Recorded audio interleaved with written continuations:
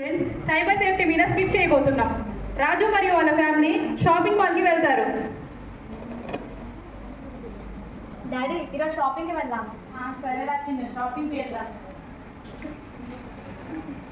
Daddy నాకు shoes కొనియవా? ఇదిగోరా నీకోసమే కొన్నా. బాగున్నాయా? బాగున్నాయి డాడీ. రాజు కొన్ని బట్టలు మరియు సరుకులు కొని డబ్బులు పే చేయడానికి రిసెప్షన్కి వెళ్తాడు. బిల్ వేసి ఇవ్వండి. Okay sir. సార్ మీ టోటల్ బిల్లు 20,000 రూపీస్ అండి. మీరు ఆన్లైన్ పేమెంట్ చేస్తారా, హ్యాండ్ క్యాష్ ఇస్తారా? ఓ అయ్యో, నేను నా వాలెట్ మర్చిపోయానండి. నేను ఆన్లైన్లో పే చేయొచ్చా? సరే సార్, అక్కడ స్కానర్ ఇది. రాజు డబ్బులు ఫోన్ పే చేయాలనుకున్నాడు, కానీ కొన్ని నెట్వర్క్ ఇష్యూస్ వస్తాయి. ఓ ఇక్కడ నెట్వర్క్ ఇష్యూ ఉందండి. అలాగైతే మా ఫ్రీ వైఫైని కనెక్ట్ చేసుకోండి సార్. మీ వైఫై నేమ్ ఏంటండి? షాప్సీ 123. పేమెంట్ అన్నీ. ఓకే సార్, మీకు తీసేసి. రాజు ఈరోజు చాలా సంతోషంగా ఈ రోజుని గడిపారు. రాజు పబ్లిక్ వైఫై యూజ్ చేయడం వల్ల హ్యాకర్స్ వాళ్ళని ఐడెంటిఫై చేసి ఇల్లీగల్ యాక్టివిటీస్ అనేవి స్టార్ట్ చేస్తున్నారు. అరే నాకు బక్రా దొరికారా? వాడు బ్యాంక్ డీటెయిల్స్ సెండ్ చేశారు చూడు. ఆగురా, అతని పేరు రాజు, అతని బ్యాంక్ పేరు జనధన బ్యాంక్. అరే అతను బ్యాంక్ బ్యాలెన్స్ ఉంటుందా? ఎగ్జాక్ట్లీ 25,000 ఉన్నాయిరా. పంపించండి నా డీటెయిల్స్. ఓకేరా, పంపించేశాను రా. అరే మనం 2 పార్ట్లుగా తీసుకుందాం. ఫస్ట్ మనం 12,000 తీసుకుందాం, తర్వాత 13,000 తీసుకుందాం. అప్పుడే మనం సేఫ్గా ఉంటాం రా. సరేరా, డబ్బులు వచ్చాయిరా. మనకి రోజుకి ఇలాంటి ఒక బక్రా దొరికితే మనం ఎంజాయ్ చేయొచ్చురా. అవునరా.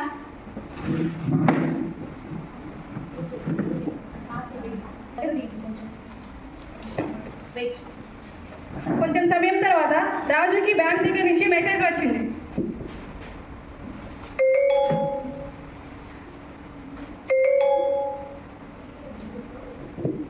రూపాయలు 12,000 మరియు రూపాయలు 13,000 రాజు అకౌంట్ నుంచి డెబిట్ అయ్యాయి. రాజు కన్ఫ్యూజ్ అవుతున్నాడు.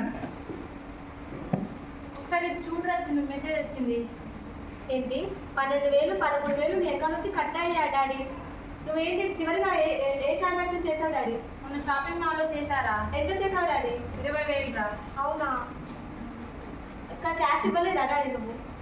అంటే నెట్వర్క్ ఇష్యూ వచ్చిందిరా, అందుకే నేను పబ్లిక్ వైఫైని యూజ్ చేశా. ఓ అసలు పబ్లిక్ వైఫై ఎందుకు యూజ్ చేశావు డాడీ? హ్యాకర్స్ అనే వాళ్ళు దాన్ని ఈజీగా తొందరగా హ్యాక్ చేసుకుంటారు.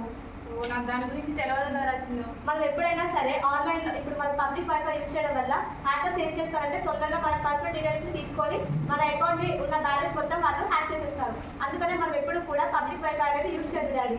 అయితే మనం ఇప్పుడు ఏం చేద్దాం రా? మనం తొందరగా బ్యాంకుకి వెళ్ళేసి అకౌంట్ని బ్లాక్ చేసేద్దాం డాడీ. రాజు డబ్బులు పే చేయడానికి పబ్లిక్ వైఫై యూజ్ చేశాడు. దానివల్ల హ్యాకర్ చేతిలో బకరా అయ్యాడు. స్క్రిప్ట్ ద్వారా మనం తెలుసుకోవాల్సింది ఏంటంటే ఆన్లైన్లో చిన్న చిన్న పనులే చేస్తాం, కానీ ఆ చిన్న చిన్న పనుల ద్వారా అది ఒక పెద్ద కారణానికి దారితీస్తుంది. ఫర్ సపోజ్ ఇక్కడ ఈ స్క్రిప్ట్లో చూసుకున్నట్టయితే పబ్లిక్ వైఫై యూజ్ చేశారు. పబ్లిక్ వైఫై యూజ్ చేయడం వల్ల హ్యాకర్స్ దాన్ని ఈజీగా ఐడెంటిఫై చేసి వాళ్ళ అమౌంట్ అనేది వాళ్ళు హ్యాక్ చేసుకున్నారు. కాబట్టి మనం ఎక్కడ సో ఈ స్క్రిప్ట్ ద్వారా మనం తెలుసుకోవాల్సింది ఏంటంటే ఈ స్కిట్లో చూసుకున్నట్టయితే పబ్లిక్ వైఫైని యూజ్ చేశారు. పబ్లిక్ వైఫైని యూజ్ చేయడం వల్ల ఈజీగా హ్యాకర్స్ దాన్ని ఐడెంటిఫై చేసి వాళ్ళ ఇల్లీగల్ యాక్టివిటీస్ని స్టార్ట్ చేసి వాళ్ళు డన్ అయ్యారు. అలాగే మనం ప్రజెంట్ లైఫ్లో వైఫైని యూజ్ చేస్తూ ఉంటాం. అలాంటి వైఫైకు మనం యూజ్ చేసినప్పుడు సెక్యూర్గా ఉండే వైఫైని యూజ్ చేయాలి. అలా చేయకపోతే హ్యాకర్స్ దాన్ని ఈజీగా అటాక్ చేసే అవకాశం ఉంది. మనం నార్మల్గా బస్ స్టాప్లలో, రైల్వే స్టేషన్లలో పబ్లిక్ వైఫైని యూజ్ చేస్తాం. అలా పబ్లిక్ వైఫై యూజ్ చేసినప్పుడు మనకు ప్రొటెక్ట్గా ఉండి సెక్యూర్ చేసేలా ఉంటే దాన్ని మనం యూజ్ చేసుకోవాలి. సైబర్ సెక్యూరిటీని కాపాడుకోవడం ఐటీ ఎక్స్పర్ట్స్ యొక్క బాధ్యత కాదు, అది ప్రతి ఒక్కరి బాధ్యత.